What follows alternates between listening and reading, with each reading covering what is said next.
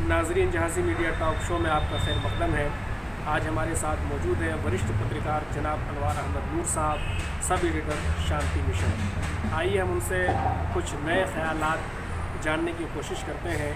आजकल फैज़ अहमद फैज़ की नज़्म को लेकर के बहुत ज़्यादा हंगामा है, तो आज उनसे हम ये जानने की कोशिश करेंगे कि आखिर ये हंगामा है क्यों बरपा।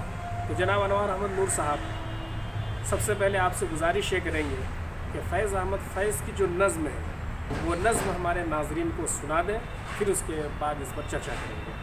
बहुत शुक्रिया। हम देखेंगे, लाजिम है कि हम देखेंगे वो दिन के जिसका वादा है, वो लोहे अज़ल में लिखा है, जब जुल्म सितम के कोहे गरा रूई की तरह उड़ जाएंगे। हम महकूमों के पांव तले ये धरती धड़ धड़ धड़केगी, और अहले हुक्म के सर ऊपर जब बिजली कड़कड़ कड़केगी, जब अर्ज़ खुदा के काबे से हम अहले सफ़ा मरदूद हरम मसनद पर बिठाए जाएंगे। सब ताज उछाले जाएंगे, सब तख्त गिराए जाएंगे, बस नाम रहेगा अल्लाह का, जो गायब भी है हाजिर भी, जो मंजर भी है नाजिर भी।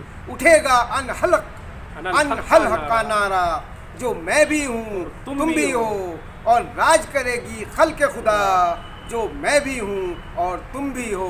हम देखेंगे, लाजिम है कि हम भी देखेंगे। तो नाज़रीन, अभी आपने जनाब अनवार अहमद नूर साहब की ज़बान से फैज़ अहमद फैज़ की ये इनकलाबी नज़्म सुनी। आपकी मालूमात के लिए बता दूँ कि फैज़ अहमद फैज़ की ये नज़्म जो है, असल इसका उन्वान था वजह रब्बी, जिसको उर्दू वालों ने हम भी देखेंगे या हम भी उठेंगे के उन्वान से सोशल मीडिया पर इसको शाये कर रहे हैं, दूसरे तक पहुंचा रहे हैं, जो बहुत अच्छी बात है। तो अनवार अहमद नूर साहब, अभी आपने नज़्म सुनाया, तो नज़्म में तो कोई ऐसी बात नहीं है जिसकी बुनियाद पर इस नज़्म को हिंदू मुस्लिम के नज़रिए से देखा जाए। आपका क्या कहना है? नहीं, मैं सबसे पहले तो ये बता दूँ कि हिंदुस्तान हमारा एक जमहूरी मुल्क है, और यहाँ पूरी दुनिया में एक अलग किस्म का जमहूरी मुल्क माना जाता है, उसकी तारीफ होती है। तो किसी भी मुल्क में शायर, कवि, उसकी नज़्म और कलाकार जो होते हैं वो एक आज़ाद ख्याल होते हैं, और वो जो है उनको पूरी तरह से छूट मिली हुई है कि वो कहते हैं, और जो बुराई देखते हैं, जो समाज में बुराई देखते हैं, जो सरकार की बुराई देखते हैं, वो तो ठीक है। इस नज़्म में आप क्या वो देखते हैं, क्या ऐसे शायर ने कौन सी दुखती रख पर हाथ रख दिया है जिसकी वजह से आज फ़िरका परस्त और समाज में बंटवारे वाली ज़हनियत आग बगोला हो? मैं बता दूं कि नज़्म में कुछ भी हिंदू मुस्लिम नहीं, ये जो दुखती रग है उन लोगों की है कि जिन लोगों की ज़हनियत पहले से ही दुखी है या ख़राब है। तो उन लोगों को, अब आप देखिए, किसी तरह का अगर आप पीले शीशे का चश्मा लगा लेंगे तो आपको हर चीज़ पीली दिखाई देगी। तो इस तरीके से उनके आगे चश्मा लगा हुआ है, तो उन्होंने फैज़ अहमद फैज़ की जो ये नज़्म है, इसको उन्होंने ये देखिए कि हिंदू विरोधी बताया। तो वही हम आपसे जानना चाहते हैं कि इसमें हिंदू विरोधी कुछ नहीं बताया, कुछ नहीं शब्द, और ना ही ये मुस्लिमों के कोई फेवर में। ये तो जनरल ज़ियाउल हक का जो राज था, जिसको तानाशाही राज बताया जाता था, तो उसके विरुद्ध जो है एक शायर की का के अपने इज़हार ख़यालात हैं, जिसे कहना चाहिए। तो अब वो उन्होंने इस तरीके से उसको किया है, और यहाँ उसको जो है बवाल का वजह बनाई जा रही है, तो ये बड़ी गलत बात है। आपका मानना यह है कि इस नज़्म में कोई भी ऐसी बात नहीं है? नहीं, बिल्कुल कुछ नहीं। इसको हिंदू मुस्लिम बनाया जाए। जैसे में 2-3 लफ्ज़ आए हैं, काबा का लफ्ज़ आया है, मरदूद हरम का लफ्ज़ आया है जी, अनल हक का नारा का लफ्ज़ आया है, अल्लाह का लफ्ज़ आया है जी। तो मैं मालूमात के लिए बता दूँ कि शायर ने ये सब चीज़ें तमसीली तौर पर इस्तेमाल की हैं। इसमें अल्लाह कहिए या भगवान कहिए या राम कहिए, जिसके जो भी नज़रियात हैं उससे वही मुराद है। इसको हिंदू मुस्लिम नहीं किया जा सकता, बिल्कुल नहीं किया जा सकता ये हिंदू मुस्लिम। और आज जो लोग जिस बात को उठा, ये भी बता दूँगा कि ये मामला कहाँ से उठा। ये कानपुर के IIT से जी, जहाँ वो जब वहाँ के जो स्टूडेंट्स कुछ एहतजाज कर रहे थे, तो वहाँ उन्होंने ये नज़्म पढ़ दी, और इस नज़्म में यही था कि हम ये देखेंगे कि हमारी सरकार जो है कब ठीक होती है, क्या करती है इस तरह से। और इसमें अल्लाह का जो नाम है वो अल्लाह से प्रेयर है, प्रार्थना है कि हम जो है जो गरीब लोगों को जो है ऊपर उठाए, और ऊपर से लोग जो लोग ख़राब काम कर रहे हैं उनको नीचा दिखाया जाए। बस ये अल्लाह से प्रार्थना। इसमें कहाँ हिंदू मुस्लिम आ जाते हैं? बिल्कुल हिंदू मुस्लिम। दूसरा सवाल इसी से जुड़े हुए आपसे ये है जी कि जब इसमें हिंदू मुस्लिम नहीं है, कोई बात भी ऐसी नहीं है, शायर ने एक बात कही है, इनकलाब की बात कही है जी कि खल्क़ खुदा उठेगी और फिर वो राज करेगी जी और जालिमों का दौर ख़त्म होगा। जी।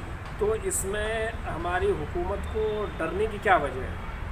नहीं देखिए, हुकूमत जो इससे डर नहीं रही, ये तो कुछ सांप्रदायिक तत्व जो हैं वो उसको उठाकर यहाँ सांप्रदायिकता का जहर बढ़ा देना ये काम करना। जो पहले से ही सांप्रदायिकता के पहले से ही जो सांप्रदायिकता का डर लग रहा लोगों को कि हिंदुस्तान में ना फैल जाए, हिंदू मुसलमान ना हो जाए, तो उसमें उस आग में कुछ लोग घी डालने का काम इस नज़्म से करना चाहते हैं। अच्छा जी, अब वो कामयाब नहीं होंगे इंशाल्लाह।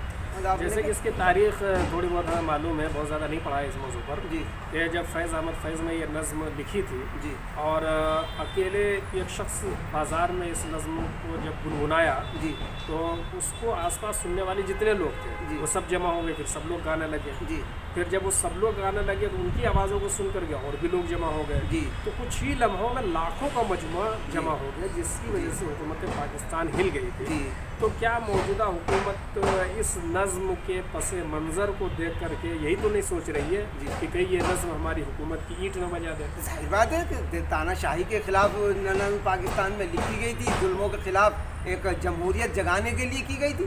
ठीक है, अब हमारे लोग में जमहूरियत है, वहाँ कुछ अगर गलत काम होते हैं और उनके खिलाफ उसका इस्तेमाल होता है तो जो गलत काम कर रहे हैं उनको डर पैदा होना ज़रूरी है। बिल्कुल डर तो आपका कहना यह है कि ये नज़्म उन लोगों के लिए ताज़ियाना है जी जो लोग डर रहे हैं, जी ये नज़्म उन लोगों के लिए शमशीर बरहना है जो लोग जुल्म कर रहे हैं, जी बिल्कुल, ये नज़्म उन लोगों के लिए इनकलाब का पैगाम है जी जो दबाए जा रहे हैं, कुचले जा रहे हैं और जो लोग ज़ालिमाना तौर पर फैसले सादिर कर रहे हैं अपनी हुकूमत के गुरूर में, जी तो वो लोग एक न एक दिन ज़रूर खाक में मिलेंगे। अब बिल्कुल यही चीज़ तो उसमें शायर ने उठाई है, इसमें यही उठाई है कि जो आवाम की आवाज़ है, जो परेशानियां हैं, वो उसको लिखा है उन्होंने, उसको उठाया। और एक बात बताऊँ, ये तानाशाही के खिलाफ जमहूरियत के जज्बात हैं। इस नज़्म में उम्मी तौर पर मज़लूमों की आवाज़ को ज़ालिमों के मद्दे मुकाबिल में रखा गया है, यानी नज़्म में दो किरदार हैं, एक ज़ालिम का और एक मज़लूम का। बिल्कुल ठीक जी। तो मज़लूम अफराद इस नज़्म को गा करके पैगाम देने की कोशिश करते हैं जी, तो ज़ाहिर सी बात दूसरा किरदार जो बच जाता है वो ज़ालिम ही का रह जाता है। जी तो कहीं हुकूमत इस नज़्म से घबरा करके ये तो साबित नहीं करना चाह रही है कि हम दूसरे वाले किरदार में शामिल हैं, यानी हम ज़ालिम हैं? नहीं, देखिए वो जो सहारा ले रहे हैं, जालिम अगर हो भी तो जालिम कब अपने आप को जालिम कहता है कि मैं जालिम हूँ, और वो उस जुल्म को बल्कि इंसाफ कह के परोसना चाहता है। आप अगर तारीख उठा कर देखें, हमसे आपसे सिंपल सवाल ये है कि जो दूसरा किरदार है कि हुकूमत ये तो नहीं समझ रही कि हमें जालिम समझा जा रहा है या जालिम ठहराया जा रहा है? जाहिर बात है, उसका मैसेज तो ये है कि जो जुल्म करेगा वो उसके खिलाफ आवाज़ है, तो उनको जो जुल्म कर रहे हैं वो उनको ये समझने या ये डर लगेगा ज़रूर कि ये हमारे खिलाफ है, उसमें क्या है। लेकिन उसमें उन्होंने एक चीज़ दी है, जो शिकायत हुई है वो हुई है कि हिंदू धर्म के खिलाफ है। ये देखिए आप, यहाँ एक दो चीज़ आ जाती है, एक है सत्ता या सरकार और एक है मज़हब है। तो एक मज़हब के खिलाफ बता के उसकी शिकायत की गई है, और ये सरकार में या कुछ लोग बैठे हुए उनसे उन्होंने क्या किया कि उसमें एक समिति भी बना दी बाकायदा जांच की। हालांकि उसका मैं ये भी बता दूं कि उसमें एक ये बात आ गई है कि वो समिति जो है वो इस बात के लिए नहीं है कि फैज़ की नज़्म हिंदू विरोधी है। वो कहने लगे कि ये तो इसलिए है कि जो एहतजाज हुआ उसमें क्यों गाई गई या तो क्या। आप ये कहना चाह रहे हैं कि इसमें असल दो किरदार है कि एहतजाज करने वालों का जो मजलूम है जी, और दूसरा जिनके खिलाफ एहतजाज किया जा रहा है जो कि जालिम है यानी हुकूमत। तो बीच में एक तीसरा तबका जो इस नज़्म में शामिल होना चाह रहा है वो मज़हब के चश्मे को लेकर के, मज़हब के नज़रिए को लेकर के, तो ये उनका घुसना बिल्कुल भी सही नहीं है। तीसरा वही तबका जो सांप्रदायिक जिसको बोला जाता है, या जो एक जहनी एक तौर पर जिनको कहना चाहिए जिनकी मानसिकता एक विशेष वर्ग के लिए हो सकती है, और वो भी विशेष वर्ग भी उससे इनकार करता है कि ये हमारी विचारधारा वाले लोग, तो वो अगर वो उसमें शामिल हो रहे हैं तो वो ये जो सरकार तक ये पहुंचा के कि सरकार इसको ले ले, क्योंकि सरकार पे ये इल्ज़ाम हैं कि वो किसी एक मज़हब की नुमाइंदगी कर रही है आजकल, वो सबको इंसाफ नहीं दे रही है, तभी तो ये सारा मामला आया है सामने। तो वो अगर ऐसी कोशिश कर हैं, अब कितने सफल होते हैं कितने नहीं होते बताने वाला समय बहरहाल ये बताएगा। दूसरे तबके का इस नज़्म में कोई भी गुंजाइश नहीं है। जी। तो नाज़रीन, ये थे हमारे साथ अनवर अहमद नूर साहब, जो इस नज़्म की तारीफ, नज़्म का पस मंज़र और नज़्म से क्या मुराद है और इस नज़्म से क्या पैगाम है वो तफसील से समझा रहे थे। और उन्होंने ये बतलाया कि इसमें सिर्फ ज़ालिम और मज़लूम का तज़किरा है, इसमें मज़हब का कोई भी एंगल नहीं है।